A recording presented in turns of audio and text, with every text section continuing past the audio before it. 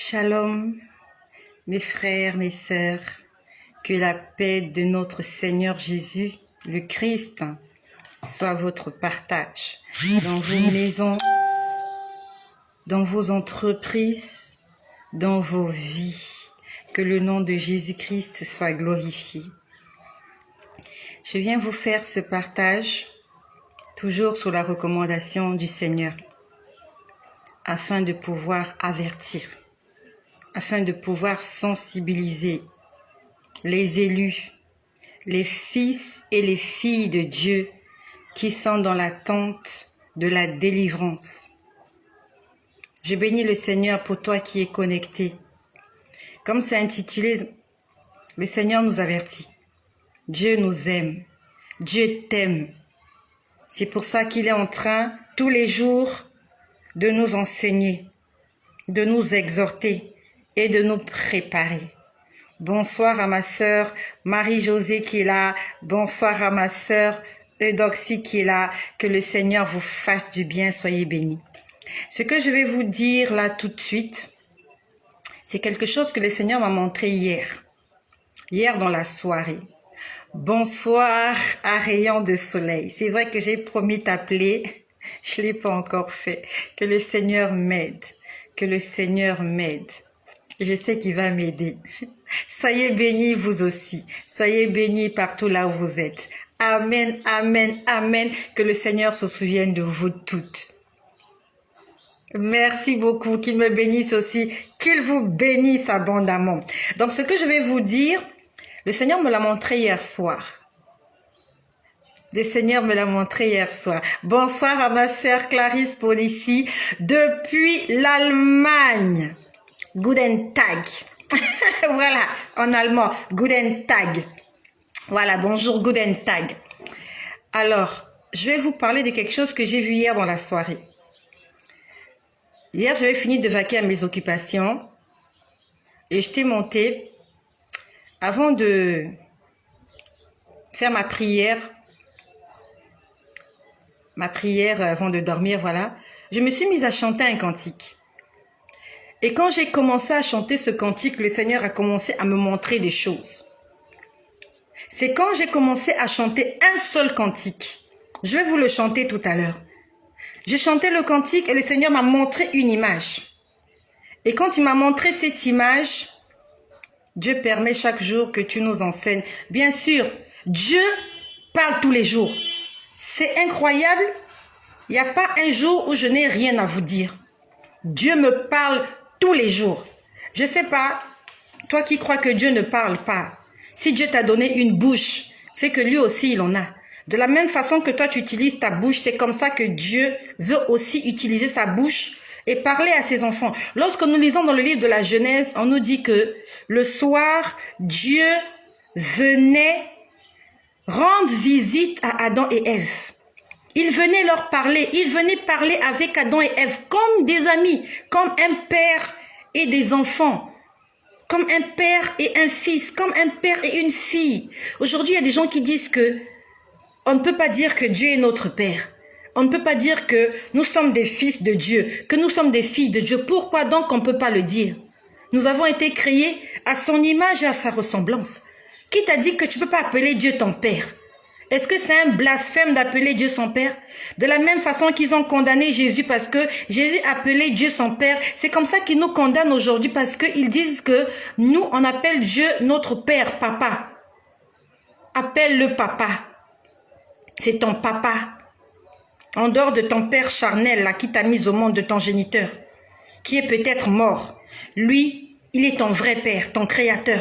Il est ton père spirituel. Je l'appelle mon père. Dieu, c'est mon papa. Dieu, c'est mon créateur. C'est pas seulement quelqu'un qui m'a façonné et qui m'a abandonné là dans la rue. Non. Il m'a façonné, il m'a mis sur terre et il s'occupe de moi. Il prend soin de moi. Il vient me voir, il me demande comment tu vas, comment tu as passé ta journée. C'est cette relation que Dieu aimerait avoir avec chacun d'entre nous. Toi qui m'écoutes, peut-être que tu dis que Dieu ne te parle pas. J'ai envie d'entendre la voix de Dieu. Est-ce que tu mets des dispositions autour de toi pour que Dieu te parle? Est-ce que tu mets des dispositions?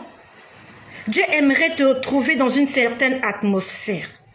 Dieu aimerait que lorsqu'il vienne vers toi, tu es en train de lire sa parole, tu es en train de la méditer, tu es en train de chanter des louanges. C'est à ce moment-là que tu l'invites dans ta vie. Mais toi, tu écoutes Michael Jackson toute la journée et tu espères que Dieu viendra te parler la nuit. Non, c'est l'esprit de Michael Jackson qui viendra te parler. Et l'esprit de Michael Jackson, c'est l'esprit de mort parce que Michael Jackson est mort. Mais Jésus-Christ, il n'est pas mort. Il est ressuscité, il est ressuscité. Il est mort et 3 jours plus tard, il est vivant. Donc, quand Dieu vient te parler, il t'apporte la vie.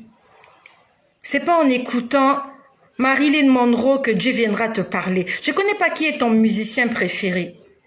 Mais j'aimerais que ton musicien préféré soit le Saint-Esprit. Celui-là qui te donne l'inspiration de chanter un cantique nouveau à l'Éternel.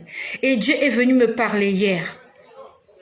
Il était exactement 22 heures. Combien de minutes? Je ne sais pas.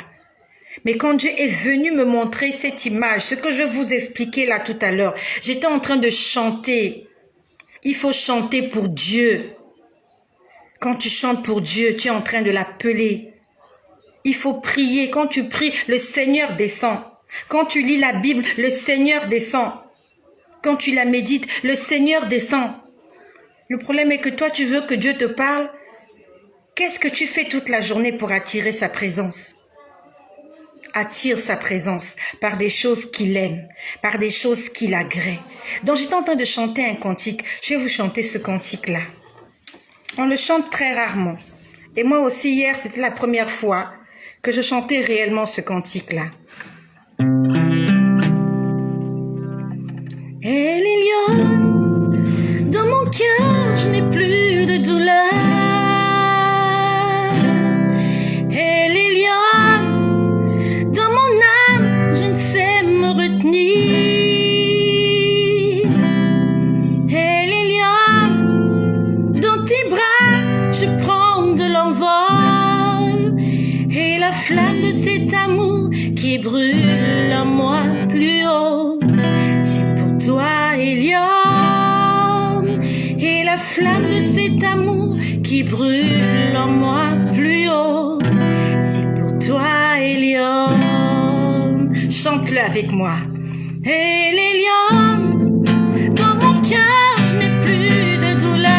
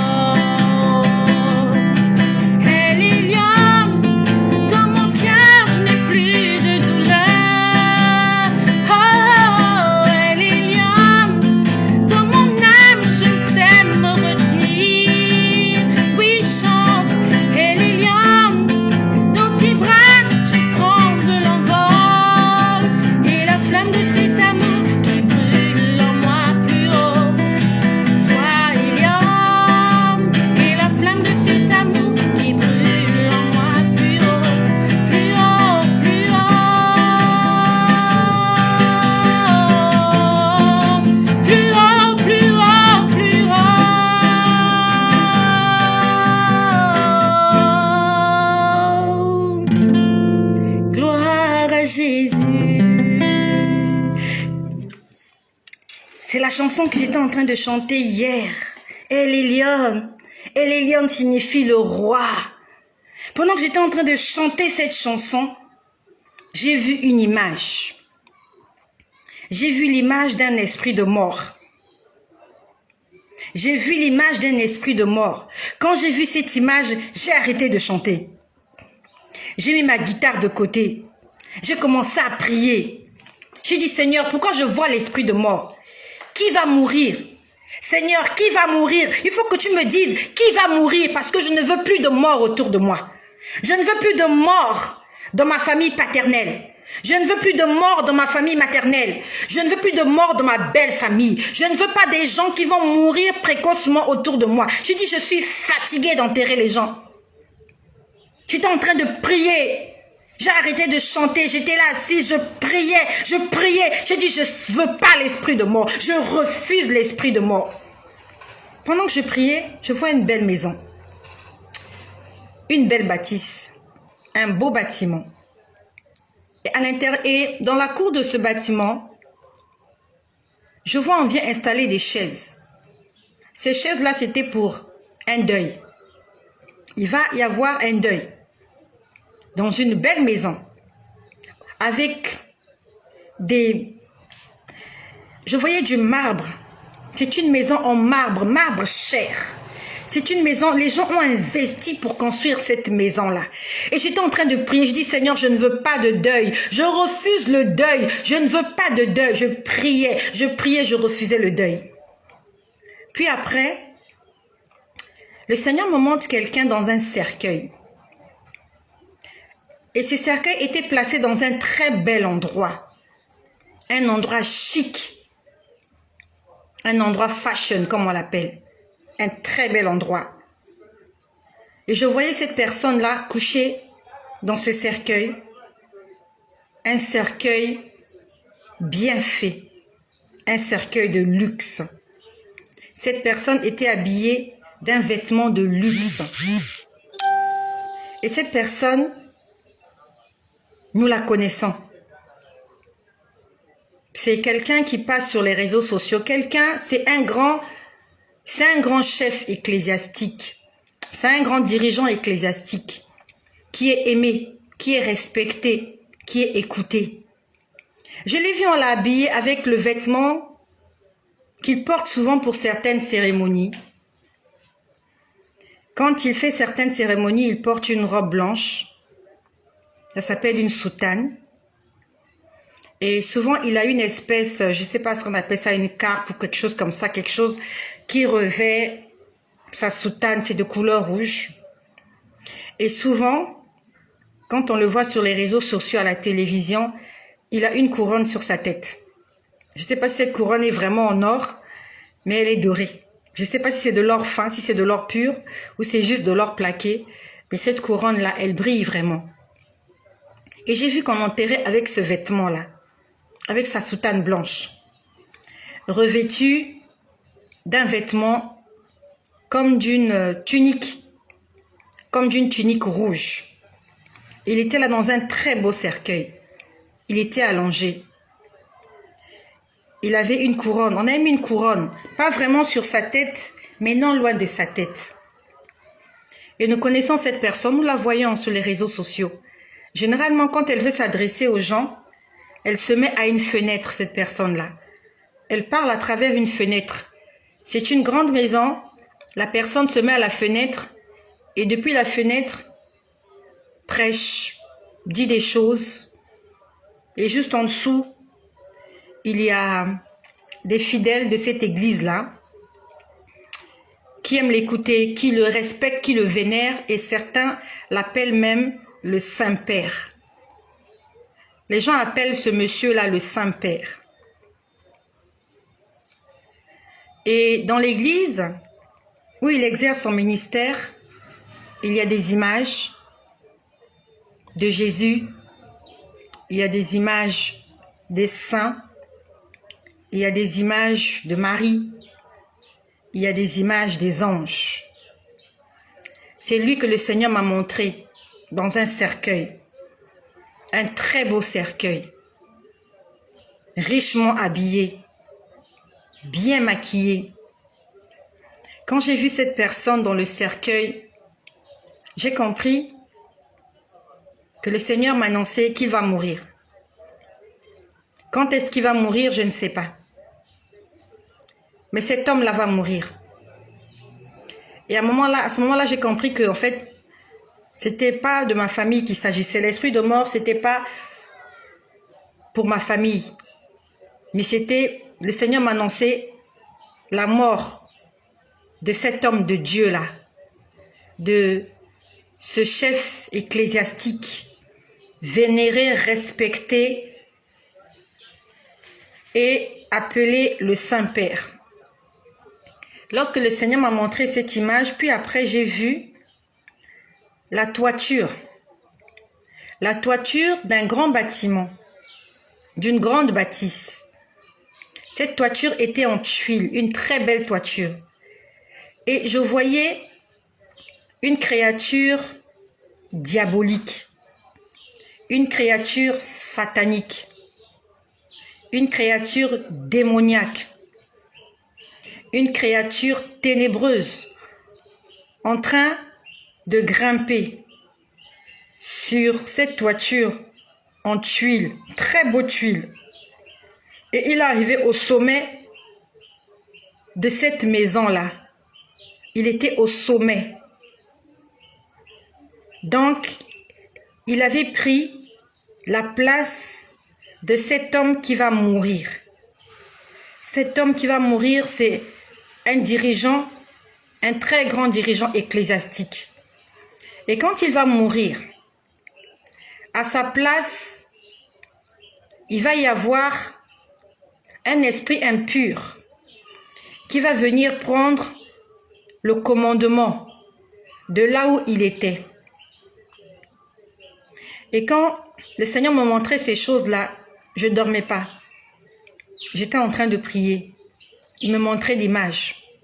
Puis j'ai entendu des choses dont je ne me rappelle plus. Mais parmi les choses que j'ai entendu perdition. J'ai entendu perdition. Avant perdition, il y avait quelque chose, mais j'ai oublié. Ça s'est passé hier soir.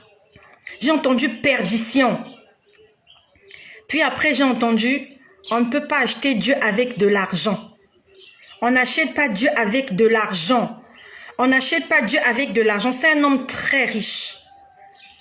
Cette église-là est très riche. Ils ont de l'argent, ils ont des moyens, ils ont de l'or, ils ont le pouvoir, ils ont l'autorité. Ils sont riches. Et Dieu me disait, on n'achète pas Dieu, on n'achète pas Dieu avec de l'argent. Et j'ai entendu perdition. J'entendais perdition. Le Seigneur m'a expliqué ce que cela signifie. Je suis en train de m'adresser aux élus. Je suis en train de m'adresser à des hommes et des femmes qui croient en Jésus-Christ comme Seigneur et Sauveur. Je suis en train de m'adresser à des gens qui ont donné leur vie à Jésus, qui ont accepté d'entrer dans les eaux de baptême comme engagement de bonne conscience envers Dieu et envers les hommes. Je suis en train de m'adresser à des hommes et des femmes qui croient en l'enlèvement. Je suis en train de m'adresser à des hommes et des femmes qui croient que si nous ne vivons pas dans la sanctification, nous ne serons pas enlevés. Aucun pécheur n'héritera le royaume des cieux. C'est à toi que je m'adresse. À toi qui as cru en Jésus et qui attend son retour. Le Seigneur m'a dit, cette grande église qui est très riche, qui est dirigée par un homme qu'on appelle le Saint-Père, cet homme-là va mourir. Je l'ai vu allongé dans le cercueil. Puis après, ses yeux étaient fermés, puis après j'ai vu ses yeux s'ouvrir. Les yeux étaient fermés, puis les yeux se sont ouverts. Et après que les yeux se soient ouverts, c'est là où j'ai vu cet animal grimper sur la toiture et se mettre au sommet de cette toiture. Le Seigneur m'a expliqué. Cet homme-là va mourir. Quand? Je ne sais pas. Nous connaissons tous son nom. Je ne vais pas vous dire son nom parce que vous le connaissez. Les élus le reconnaissent. Et quand il va mourir, il y a un autre qui va prendre sa place. Et quand cet autre-là va prendre sa place, il va amener, il y a un esprit qui va, je ne sais pas comment je peux expliquer ça. En fait, c'est lui qui va faire hanter. En fait, les mots me manquent. Les mots me manquent. Il va faciliter l'expansion et la montée de l'antéchrist. Donc, Je veux dire que cette église-là, cet endroit-là, il va se passer des choses. Ça sera le centre d'une décision.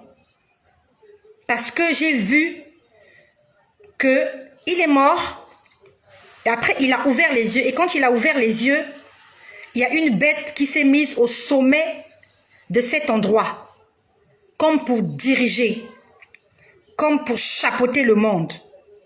Donc, le successeur de celui qu'on appelle aujourd'hui le Saint-Père, son successeur va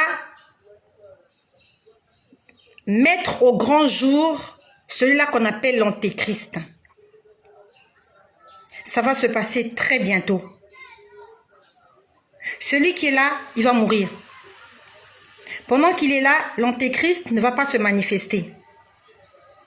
Quand il va mourir, comme ça se passe chez eux, je ne sais pas si ce sont des élections ou des votes, ils vont voter un autre.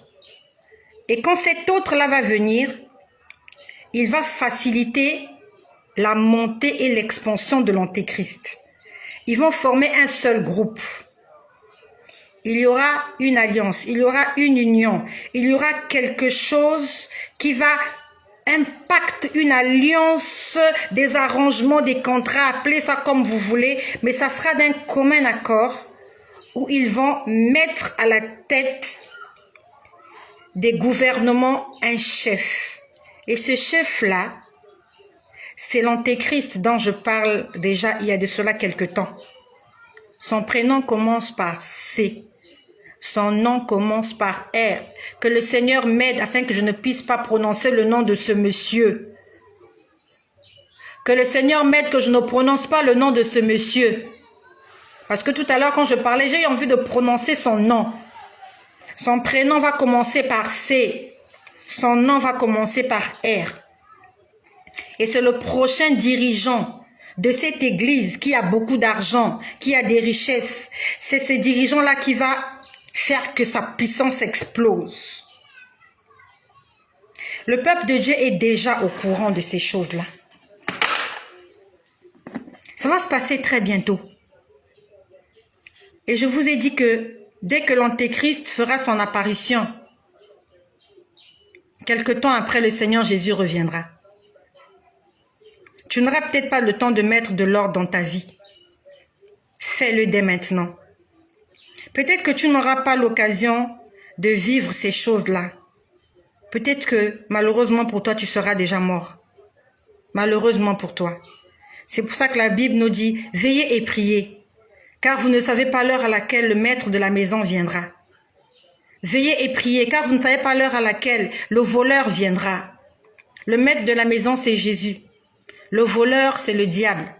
Le voleur, c'est Satan. Le voleur, c'est la mort. Dans le livre de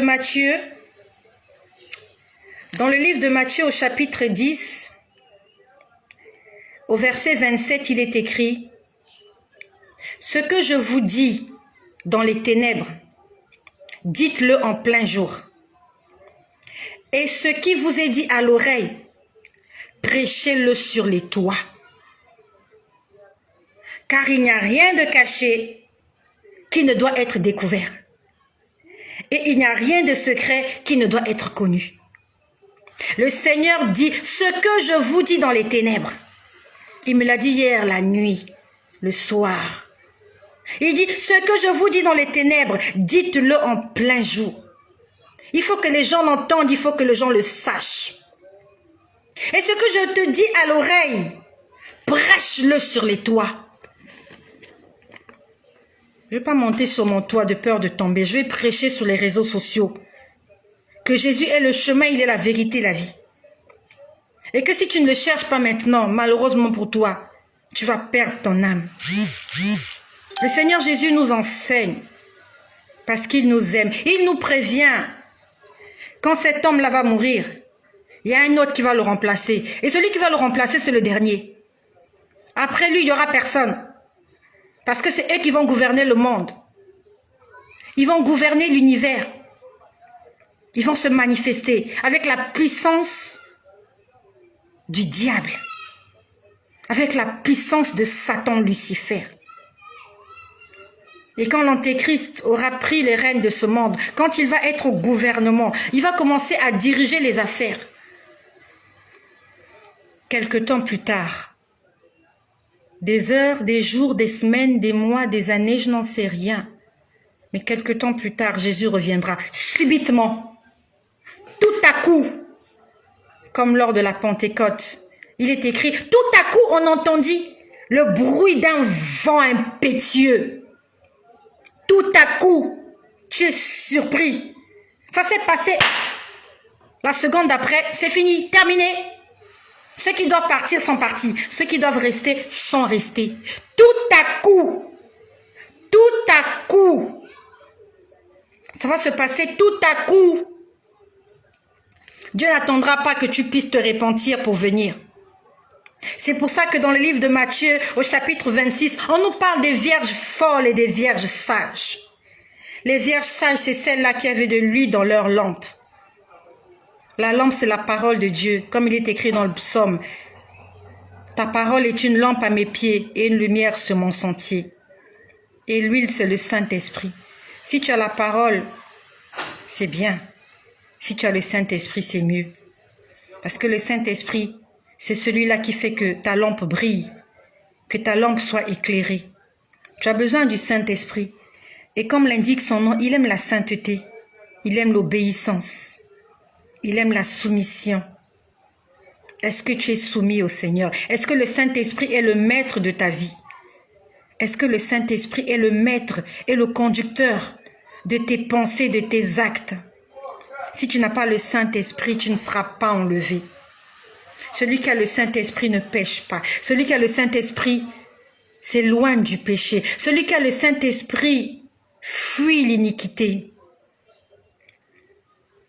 Et si tu n'as pas celui-là qu'on appelle Saint-Esprit, qui est le gage pour notre salut, malgré le fait que tu lis la Bible 15 fois, malgré le fait que tu prêches, que tu enseignes, que tu opères des miracles au nom de Jésus, que tu chasses les démons, malgré le fait que tu récites les versets bibliques comme si c'était des récitations de l'école primaire, malheureusement pour toi, tu ne monteras pas.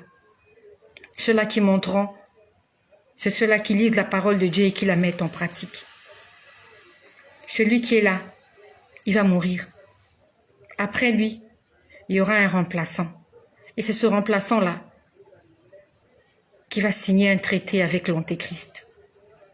Ils vont travailler d'un commun accord. C'est pour ça que toi qui m'écoutes, si tu es adepte de cette église-là, là où on adore les idoles, là où on adore l'enfant Jésus dans une crèche, là où on adore Marie, sors de cet endroit, je t'en supplie. Parce que dans les 10 commandements, dans Exode 20, il est écrit, tu ne te feras point d'image taillée. Nous récitons ce verset, nous récitons les 10 commandements, mais nous ne les mettrons pas en pratique. Tu ne te feras point d'image. Image, c'est quoi? Photo. Image, c'est quoi? Dessin. Tu ne te feras pas des dessins. Tu ne te feras pas de photos. Des choses qui sont en haut dans le ciel. En haut dans le ciel, il y a Dieu. Tu ne te feras pas l'image de Dieu. Tu ne te feras pas la photo de Dieu. En haut dans le ciel, il y a les anges. Tu ne te feras pas d'image des anges. Tu ne feras pas les photos des anges. En haut dans le ciel, il y a les saints. Les saints, c'est ceux-là qui sont morts en Christ. Tu ne te feras pas l'image des saints. Tu ne te feras pas la photo des saints. Et parmi les saints, il y a Marie. Marie est une sainte. Parmi les saints, il y a Joseph. Et encore, c'est à vérifier. Est-ce que Joseph est un saint? On ne parle de lui qu'au début de l'histoire. Il a accompagné Marie. Elle a mis au monde dans la crèche. Après, le roi a voulu tuer les enfants. Ils ont fui en Égypte, puis ils sont revenus. Après, on ne parle plus de Joseph. Qu'est-ce qu'il est devenu, Joseph? On ne sait pas. On parle quelques passages parlent de Marie. Lors de la Pentecôte, Marie aussi était là avec les disciples. Ils attendaient l'effusion du Saint-Esprit. Quand Jésus est mort à la croix, Marie était là. Quand le Seigneur a dit à son disciple, « Fils, voici ta mère, et mère, voici ton fils. » Jésus était à la croix. Joseph n'était pas là. Est-ce qu'il était toujours en vie? On ne sait pas. Qu'est-ce qu'il est devenu? La Bible ne nous parle pas de ce que Joseph est devenu. Mais aujourd'hui, il y a des gens qui adorent Joseph. Il y a des gens qui prient Joseph. Il y a des gens qui adressent leurs prières à Joseph. Est-ce que tu sais comment Joseph a terminé sa vie? Va lire la Bible, va chercher. Si tu trouves comment il a terminé, écris-moi, fais-moi un message. Dis-moi comment Joseph a terminé sa vie. Même Marie, on ne dit pas comment elle est morte. La Bible ne nous dit pas comment Marie est morte. On ne nous explique pas comment elle est morte. Mais il y a des livres quelque part où on explique que Marie est morte, voilà, elle est montée au ciel. On ne sait pas trop. Mais la Bible originelle ne nous parle pas de ces choses-là. Peuple de Dieu, réveillons-nous. C'est le temps de se réveiller. N'attends pas le son de la trompette pour mettre de l'ordre dans ta vie. Peut-être que tu n'entendras pas le son de cette trompette-là. Aujourd'hui, tu es une vierge, oui, tu as connu la vérité, tu as donné ta vie à Jésus, tu t'es baptisé, tu vas à l'église, tu pries, tu jeûnes, tu fais des œuvres caritatives. Est-ce que tu as le Saint-Esprit dans ta vie? Si tu n'as pas le Saint-Esprit, tu es une vierge folle. Et les vierges folles seront surprises. Tu vis peut-être en concubinage avec cet homme-là, tu dis oui, on va se marier. Vous allez vous marier quand? Il va t'épouser quand?